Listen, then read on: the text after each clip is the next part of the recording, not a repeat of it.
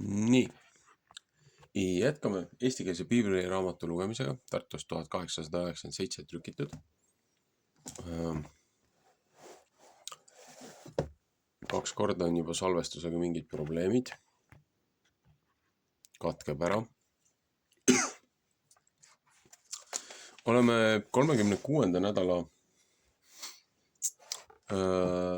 õpetustsüklis prohvetite osas. Prohvet Sakaraia 2.1-4.7. Huvitav. Nii. Kaisa, nüüd jääd salvestama. Teine peatükk. 4. nägemine. Üks mees mõõdunüür käes. Ja ma tõstsin oma silmad üles ja vaatasin. Ja vaata, seal oli 4 sarve. Ja ma ütlesin inglile, kes minu vastu rääkis, mis need on. Ja ta ütles mu vastu, need on sarved, mis Juuda, Iisraeli ja Jeruusalemma rahva on laiali saatnud. Ja Jehova näitas mulle 4 seppa. Ja kui ma ütlesin, mis need tulevad tegema, siis vastas tema ja ütles, need on sarved, mis Juuda rahva on laiali saatnud, nõnda, et ükski ei võinud oma pead üles tõsta. Ja sepad on tulnud neid ära peletama, paganate sarvi maha viskama, kes olid oma sarve üles tõstnud Juuda maa vastu, et nemad seda laiali saadaksid. Ja ma tõstsin oma silmad üles ja nägin, ja vaata, seal oli üks mees ja tema käes oli mõõdunüür. Ja ma ütlesin, kuhu sina lähed? Ja ta ütles mu vastu Jeruusalemma mõõtma, et saaks näha, kui suur tema laius ja kui suur tema pikkus on. Ja vaata, ingel, kes minu vastu rääkis, läks välja ja üks teine ingel läks välja tema vastu ja ütles tema vastu, jookse, räägi selle poisi vastu ja ütle, Jeruusalemma rahvas peab külades elama, sest et palju rahvast ja loojusid seal sees on. Ja mina tahan temal olla tuliseks müüriks ümberringi, ütleb Jehova, ja tahan tema au olla tema keskel. Ja tahan tema au olla tema keskel. Psalm 9:8. Oi, et põgene ära Põhjamaalt, ütleb Jehova, sest ma olen teid 4 taeva tuule poole laiali pillanud, ütleb Jehova. Oi Siion, katsu, et sa peased, kes sa elad Paabeli tütre juures, sest nõnda ütleb vägede Jehova. Pärast au, mis teile tuleb, võtab ta mind läkitada paganate juurde, kes teid riisunud, sest kes teie külge puutub, see puutub tema silmatera külge. Sest vaata, ma tahan oma kätt liigutada nende vastu ja nende sulased peavad neid riisuma. Ja teie peate tundma, et vägede Jehova mind on läkitanud. Hõiska ei ole rõõmus Sioni tütar, sest vaata, ma tahan tulla ja sinu juures elada, ütleb Jehova. Ja palju paganaid peavad sel päeval Jehova poole hoidma ja mulle rahvaks olema. Ja kui ma sinu juures elan, siis pead sa tundma, et vägede Jehova mind su juurde on läkitanud. Siis võta Jehova Juuda rahva omaks jaoks pärida püha maa peal ja vaata ja püha maa peal ja valitseb Jeruusalemma jälle ära. Ole vaid kõik liha Jehova ees, kui tema saab üles ärganud oma pühalt eluseadmelt. 3. peatükk. Sakaraia näeb ülemat preestrit Joosuat. Ja tema näitas mulle ülemat preestrit Joosuat. See seisis Jehova ingli ees ja saatan seisis tema paremal pool ja oli tema vastane. Ja Jehova ütles saatana vastu, Jehova sõidelgu sind, saatan. Ja Jehova, kes Jeruusalemma on ära valitsenud, sõidelgu sind. Eks see sinane ei ole üks tükk, mis tuleb välja kiskuda. Üks tukk, mis tuleb välja kiskuda. Ja Joosua seljas olid rohelised riided ja ta seisis ingli ees. Siis hakkas tema rääkima ja ütles nende vastu, kes ta ees seisid, seda viisi. Võtke rohelised riided tema seljast ära ja ta ütles tema vastu, vaata, ma olen su ülekohtu sinult ära võtnud ja sind uue riidega ehitanud. Siis ütles tema, pangu nemad puhas kübar tema päha ja nemad panid puhta kübara tema päha ja ehitasid tema riietega ja Jehova ingel seisis seal juures. Jehova ingel kinnitas Joosuale ja ütles, nõnda ütleb vägede Jehova, kui sa võtad minu tee peal käia ja kui sa hoiad, mis ma käskinud pidada, siis pead sina ka õigust mõistma minu kojale ja ka minu pühi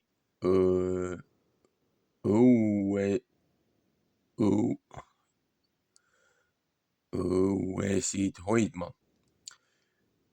Pühi õuesid hoidma. Ja ma tahan sulle saatjaid anda nende seltsist, kes siin seisavad. Et kuule, ütleb ülempreester Joosua, sina ja su sõbrad, kes su ees istuvad, sest nemad on imelikud mehed, sest vaata, ma tahan oma sulase seema ette tuua. Jesaja 52:13. Sest vaata, kivi, mis ma Joosua ette olen pannud, selle ühe kivi peal on 7 silma. Vaata, ma tahan seda ilusasti tikkida, ütleb vägede Jehova, ja selle maa üle kohtu ühel päeval ära saata. Psalm 40.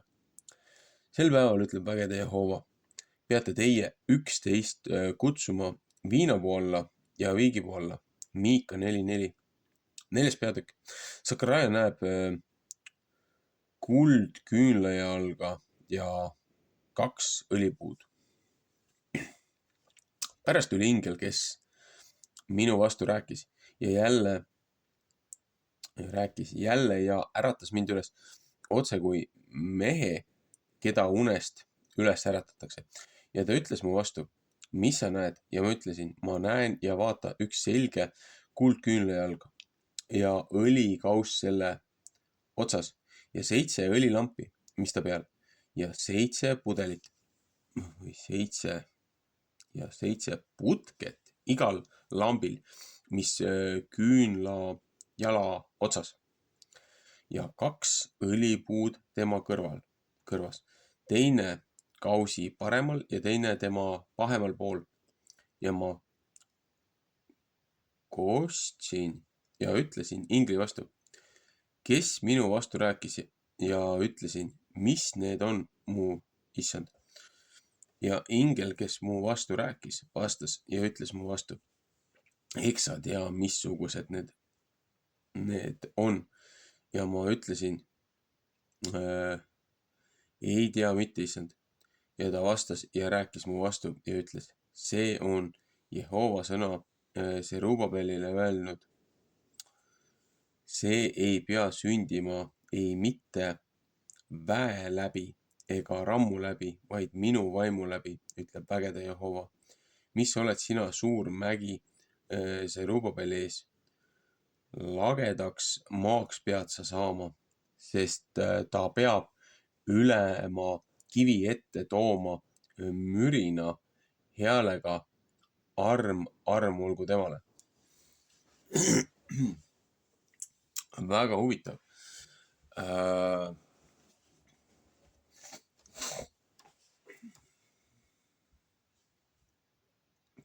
Just enne salvestust müristas ja tuli korralikult vihma. Ma mõtlesin, et kui mul oleks lugemise aeg selle möllu keskel olnud, see oleks palju efektsem olnud, aga no ju siis on nii. Ühesõnaga, ilmutuse raamatus, Johannes ilmutuse raamatus räägib ka sellest mõõtmisest. Aga siin ütleb ka seda, et noh, et 4 seppa, kes tulevad, et need 4 seppa oleks nagu need 4 kardinaalprintsipaali või taevased kojad. Et kui, noh, see on natukene teine teema, aga põhimõtteliselt idee on see, et kuna aasta on jagatud 4 aastaajaks ja aeg on nagu jagatud päevas umbes nagu 4, et noh, hommik, lõuna, õhtu, öö, aga et igal sellel taevasel kojal siis on nagu oma need ülemad, kardinaalülemad. Need on täpselt need hirmsad 4 ratsanikku, keda kõik kardavad, et oi näe, need on saatanast. Et 4 apokalüpsi hobusemeest. No või ratsanikku, aga need 4 ratsanikku on ju tegelikult 4 taevase koja valitsejat.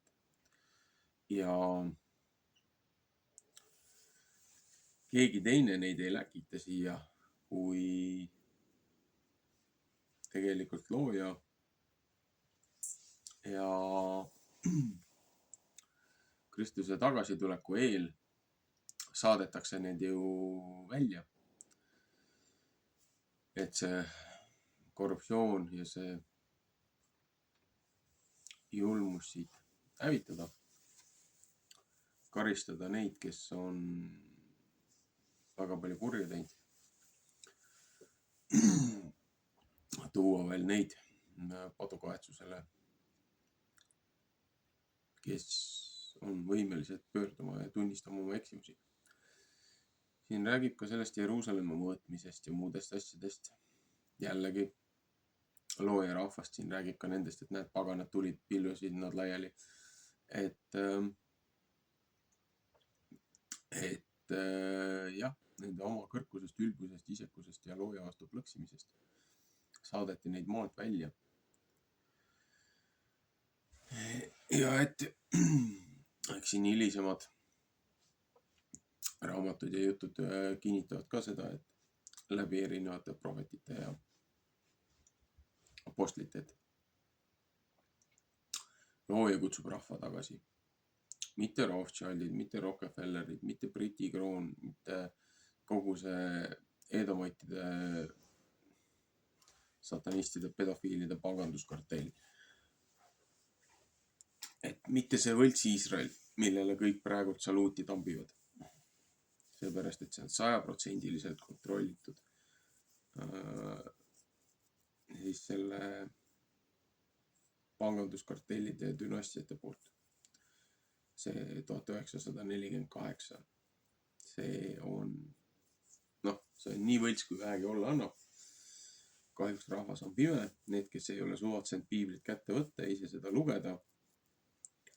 Need usuvad seda, mida keegi kuskil oma jutupunktist pukast räägib.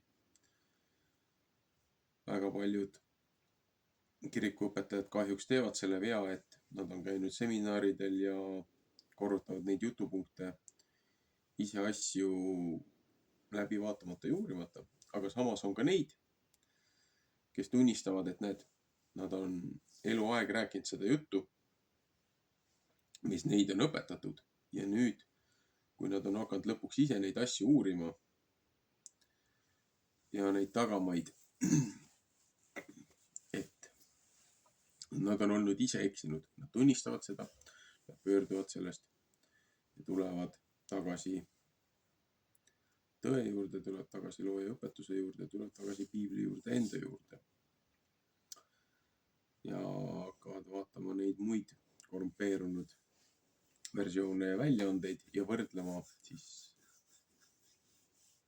algupäraste tekstidega ja muude asjadega.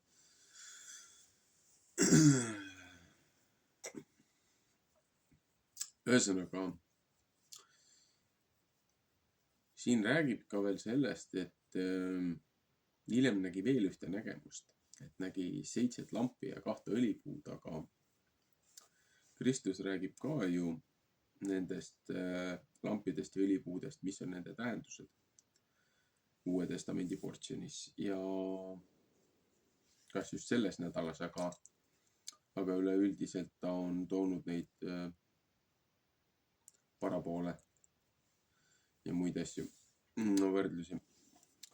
Et Johannese ilmutuse raamatus räägib ka nendest asjadest. Et siin on tegelikult väga palju kujundeid ja võrdlusi sellest, kuidas rahvas uuesti kokku kutsutakse ja looja hingamisse tagasi. Aga siin ütleb ka seda, et paganad, nii-öelda need, kes on langenud, kes on petetud nagu oma liidrite ja juhtide ja nende vägevate poolt. Et neid kutsub looja enda rahvaks ja need tulevad tagasi looja õpetuse juurde. Aga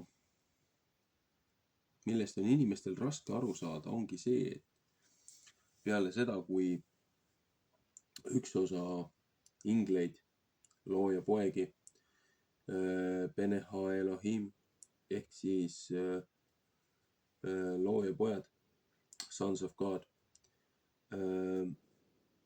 kui need otsustasid nagu mässu korraldada ja tulid segasid ennast inimrassiga ja peale seda kõik need muud probleemid tulid, siis üks osa pandi kõrvale, üks osa läks karistusse. Ühtedel sai karistusaeg täis. Aga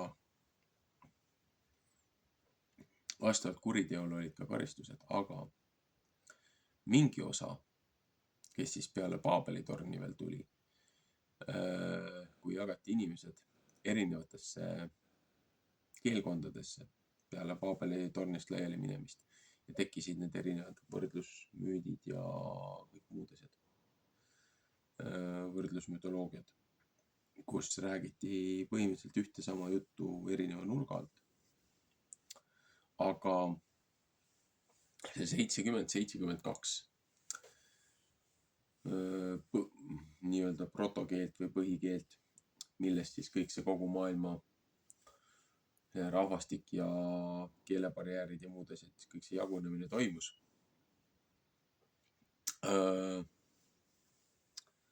Need printsipaalid, kes pandi nende üle valitsema, osad pöördusid oma nii-öelda sellest kohuse täitmise rolli essentsist või olemusest, et nad olid nagu kohahoidjad. Nad olid ministrid, mitte valitsejad. Aga nad otsustasid looja kõrvale jätta ja ennast nii-öelda jumalaks määrata osad. Ja rahval anti valida, kuna nendele mässumeelsetele saadeti asendus, saadeti teine printsipaal. Aga siin on ka see, et langenud inglite järeltulijad, need kehadeta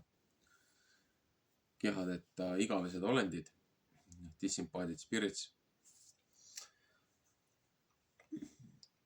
et need otsivad alati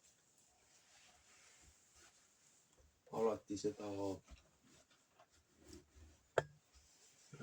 kuidas seda öelda, anumat, kuhu sisse ronida. Küll nad leiavad neid valitsuse liikmete näol, küll nad leiavad neid šamaanide näol, küll nad leiavad neid muude rituaalsete aistuste, ohvrite, lõhutud ohvrite näol.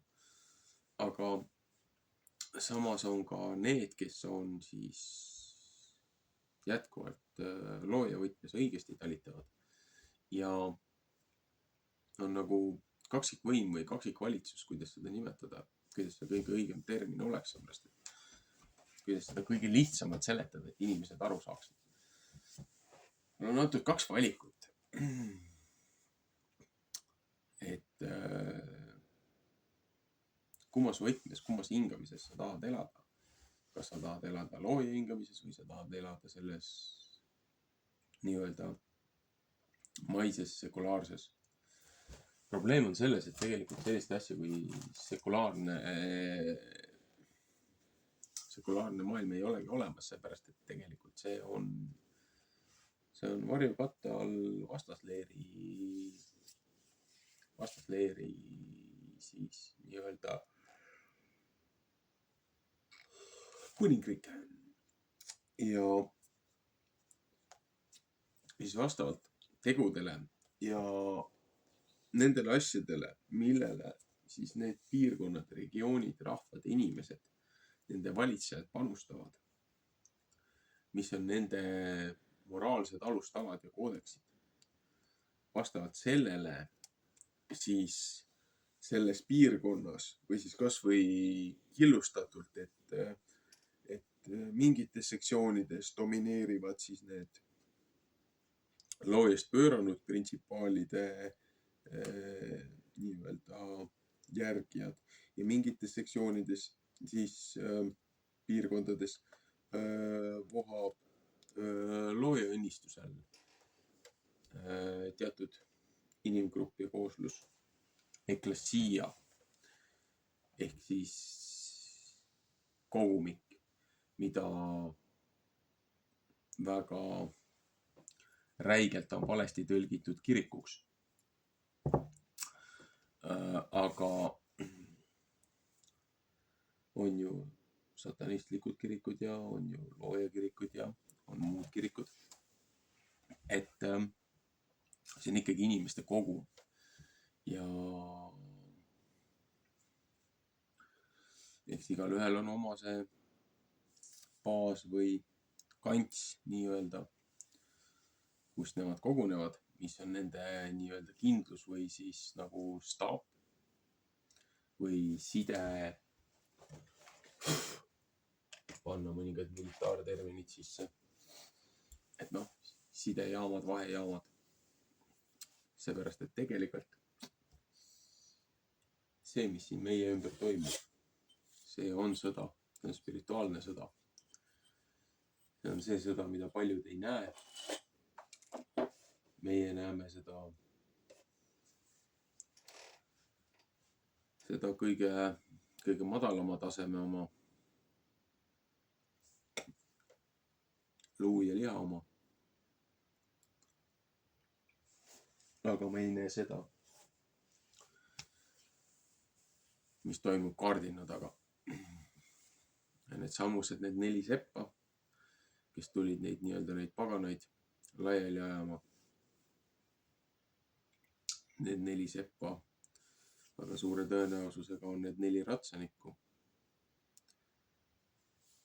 4 taevaste kodade armeede kindralit,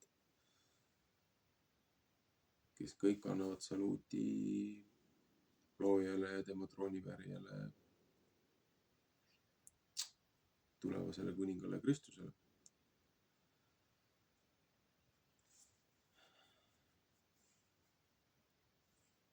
Ja nüüd on see küsimus selle kõige juures.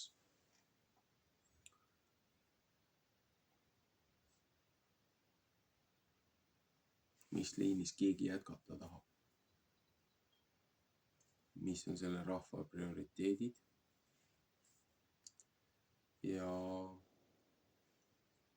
mida nad on valmis tegema oma püsima jäämise nimel? Mida nad on valmis ohverdama, millest nad on valmis loobuma?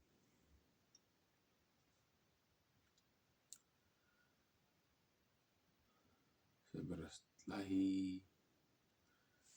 lähitulevikus tuleb teha tõsised valikud, mis on väga suurte tagajärgedega.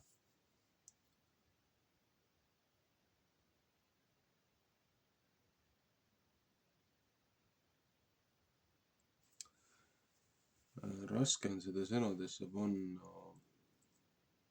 mis ma tahaksin öelda, seepärast et selleks, et seda seletada, ma peaksin tegema mingi 3-4 tunnise tagasiulatuva ülevaate teatud teistest asjadest, mida ma olen juba iseenesest küll korduvalt rääkinud, aga selleks, et aru saada, mis ma tahaksin nagu edasi öelda, selleks on vaja konteksti teada ja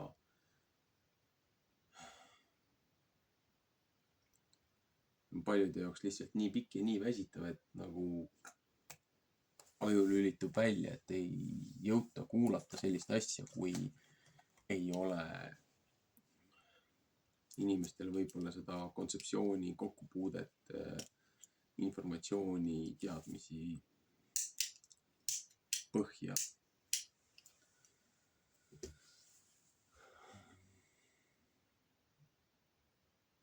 Aga fakt on see, et me oleme lävepakul ja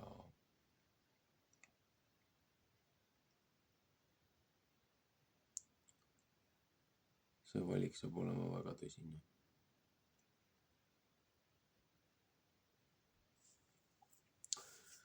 Kahjuks üks seltskond on juba oma valiku teinud. Lootes head, lootes paremat, arvates, et nende tegevus on õigustatud, olles lõksu meelitatud ja tänu sellele, et nad oma teadmatuses teisi kaasa sinna haagivad. Nad teevad hingede maailmas lepingud ja viivad selle rahva siis looja printsipaali alt ära siis vastasleeri printsipaali alla, mis ühtlasi annab rahvale uuesti karistuse. Ja karistus tähendab selle aja ärakandmist ja patukaetsust ja meeleparandust. Et kui see karistusaeg saab läbi, siis on võimalus jälle tagasi pöörduda, aga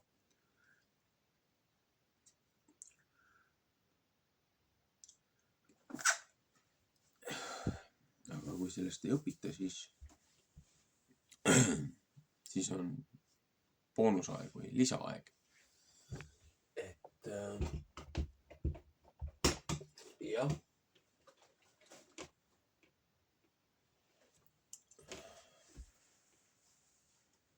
Ühesõnaga.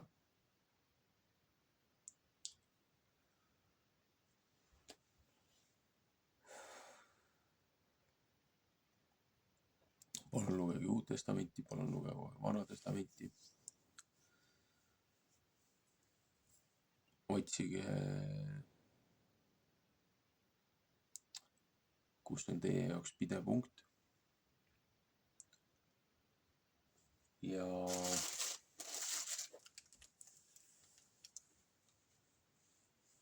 tuleb sealt edasi liikuda. Meeldivat hingamist päeva.